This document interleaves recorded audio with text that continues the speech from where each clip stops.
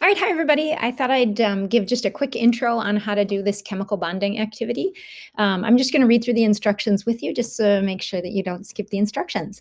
Directions: use your periodic table and your common ions sheet. You should have access to it online, or you should have printed it off to help answer these questions. Introduction: when atoms bond together to form ionic compounds, they will not combine with just any other atom. For example, two atoms that will never form an ionic bond are a sodium atom, Na, and a potassium atom, K. This is because both the sodium +1 and potassium +1 are cations, or positively charged ions. In order for two atoms to form an ionic bond, one must be a cation, it has a positive charge, and the other must be an anion with a negative charge. Remember, opposite charges attract each other and similar charges repel each other. Opposite charges can bond to each other and similar charges cannot. In this activity, you'll get some practice in learning how atoms form ionic bonds. Look at number 1 for an example of how to fill in the activity.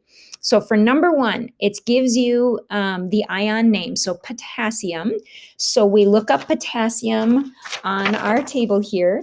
And then you have to write what the symbol would be for potassium. Well, I see potassium right here. It's in the alkali metals column, and it is one beyond the noble gas configuration. So it's going to want to give away that electron in order to be like a noble gas. If it gives away an electron, that means it's going to have a +1 charge. So it will have more protons. So potassium has 19 protons. And if it gives away an electron, it only has 18 electrons. So that means it has 19 plus charges, 18 minus charges. So that means that overall it's a +1 charge. So I'm going to write down potassium +1. That's what I'm going to write for the ion symbol. Okay, and then I need to indicate whether it's an anion or a cation. It is a cation because it's positive. And then how many are we going to need in this? How many are we going to need in this combination? And so we just need one potassium, and we'll get to that in just a second because we haven't done the bromine yet. So give me a moment. So I go over to bromine, and I see that bromine is way over on the opposite side of the periodic table. It is one of our halogens. It is almost a noble gas. It needs an extra electron. So bromine has 35 protons. It has 35 electrons, but it wants a 36th electron. So it's going to take that electron from potassium that potassium is glad to give it. And now it's going to have 35 protons and 36 electrons, which means overall it has an extra negative charge. So that's why we write bromine -1. We call it an anion. And because it's a 1 and a 1 charge, you just need one of each in order to put them together. So you have, if you have a positive 1 and a -1, they add up to 0. And that's what we want, is a neutral new molecule, or ionic compound. And so that's potassium bromide, and that's what we have just formed. Okay, so now let's try potassium and oxygen. It's just a little bit different. So you write down potassium. We know that potassium, again, is +1 because we just did that in the last one. It's going to be a cation, but let's not say how many yet. Let's take a look at oxygen. So we put oxygen down at the bottom, and it's actually going to be oxide in this example because you end them, the second one, the anion, has the IDE ending. So it's going to be oxide. And then the symbol for oxygen, well, let's look oxygen up on our periodic table. Oxygen is in the second column. It's next to the halogens. It is 2 away from being a noble gas, so it wants to gain 2 electrons. And so it will be O with a 2 minus or -2. They usually write 2 minus, but who cares how you write it? So it's going to be an oxygen 2 minus, and we call that an anion then. And then how many of them are you going to need? Well, right now the oxygen is bringing a double negative. That's a funny way of saying it.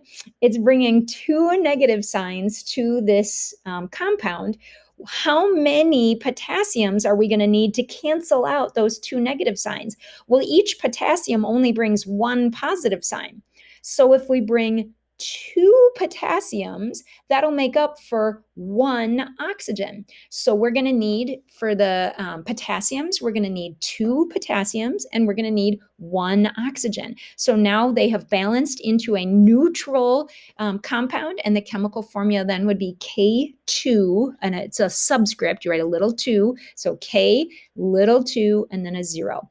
Let's try one more here, and then we'll go on to the next page to try one that's a little bit trickier. Let's look at magnesium and bromine. Well, we've already done bromine. We did that in number 1. So I'm going to skip down to the second row, and I'm going to write bromide, because that is the, when it's the anion, you end it in IDE for ionic bonds. And the symbol is still going to be Br minus 1. It is the anion. And then how many, we'll leave that blank for the moment. Let's take a look at magnesium. We haven't done that one yet. I find magnesium on my handy dandy periodic table. Magnesium is in the alkaline earth metals, and it is right here next to sodium. It has 2 extra electrons. It is 2 past the noble gas configuration. So it wants to give up its 2 electrons. So it has 12 protons and 12 electrons. So it's going to lose 2 of its electrons in order to be like a noble gas. That means it has 2 extra plus charges. So it's going to be Mg plus 2, and that's a cation. So now we need to figure out the balance here. We've got a bromine that brings a minus 1 to our compound, and we've got a magnesium that brings a plus 2. How are we going to get the bromine to cancel out the plus 2 over here? Well, if we bring in a second bromine, now we have 2 minuses and 2 pluses. They cancel each other out. So this one would be, in this case, it would be Mg. So magnesium, you always write the cation first, Mg, and then Br with a little 2 next to it, MgBr2. All right, I'm going to skip on. I want to get to the section that's numbers 7 through 10. Actually, let me just point out number 6. Notice that number 6 says lead 4. You need to know that the Roman numeral 4 tells you its charge. So where it says ion symbol, it's going to be Pb, because that's lead. Nobody knows why. No, we know why. It's a Latin root, plumbus. But anyway, it's going to be Pb plus 2 for that one. I mean, plus 4. Pb plus 4 on that one, because it's lead 4. All right, numbers 7 through 10. So I see we have copper 2. So that means for the ion name, it's still going to be copper. That's the cation. And for the ion symbol, it's going to be copper, or Cu, plus 2. And then hydroxide. What's hydroxide? Is that what hydrogen is? No. Hydroxide is something that you find on your polyatomic ions. So you have this list of common ions. So we're going to look up the word hydroxide. It's an anion. And these are in alphabetical order. So I go down the list and I find hydroxide. Actually, hydrogen carbonate is out of order. I don't know why it's there. Anyway, I see hydroxide. Hydroxide is OH, so it's 2 elements put together, an oxygen and a hydrogen, but the whole thing, it works like one unit. The whole thing has a charge of -1. So maybe I'll type it in right now using my text box. Does my text box work? So this one is going to be copper, and this one here is going to be hydroxide, and then my symbol here is going to be Cu, and then let's see, where's the symbol that I need? There it is, Cu, and it's going to be plus 2, and then my new one down here is going to be OH, and I will do that little symbol again, and it is a minus. You could put -1 if you want, or you can just put minus. You don't have to do the whole thing. Okay, so now it is working as a unit. OH is one unit. It can't be separated, and it has a -1 charge. So if we have OH bringing 1 minus charge, and we have copper bringing 2 plus charges, how many OHs do we need? How many hydroxide ions do we need to cancel out the +2 charge from the copper? Well, we need 2 of them. So let's write it out. So how would it look? You always write the cation first. So that's copper. And then this is where it gets tricky. You have to put the OH in parentheses if you're ever going to have more than one of them. We said we needed 2 hydroxides. So now I'm going to put that. I wish this, yeah, this doesn't do, oh no, that is not at all what I wanted to do. Okay, close. I don't even know where I was. Was I right here? I was trying a shortcut and it didn't work. It's the shortcut that we use on Google Docs, and that did not work on Cami at all.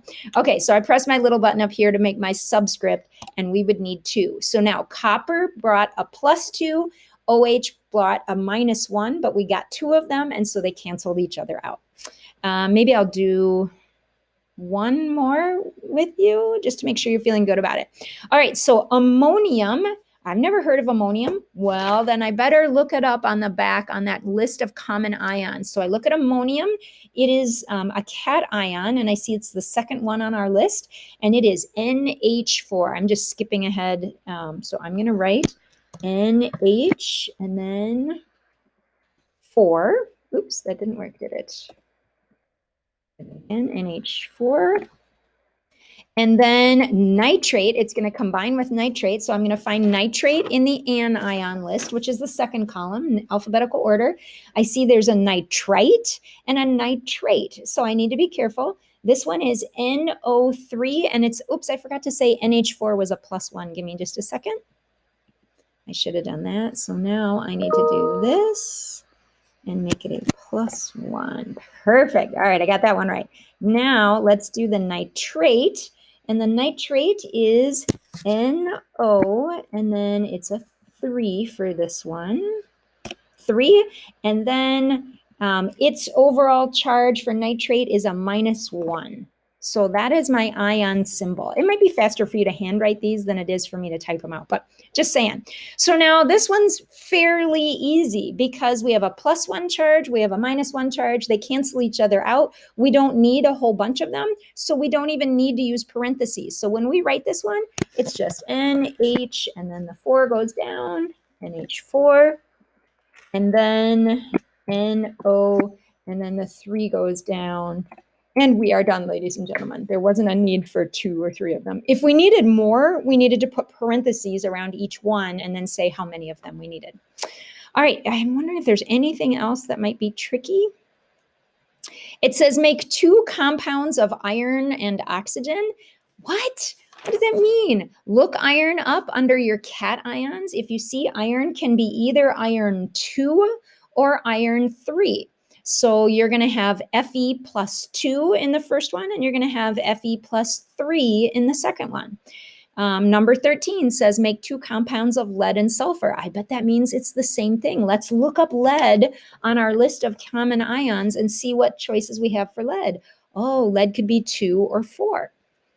Copper, same thing. And then we just have questions to answer at the end. Okay, I hope this was helpful. I hope you skipped ahead to whatever you needed. Thanks, everybody. See ya.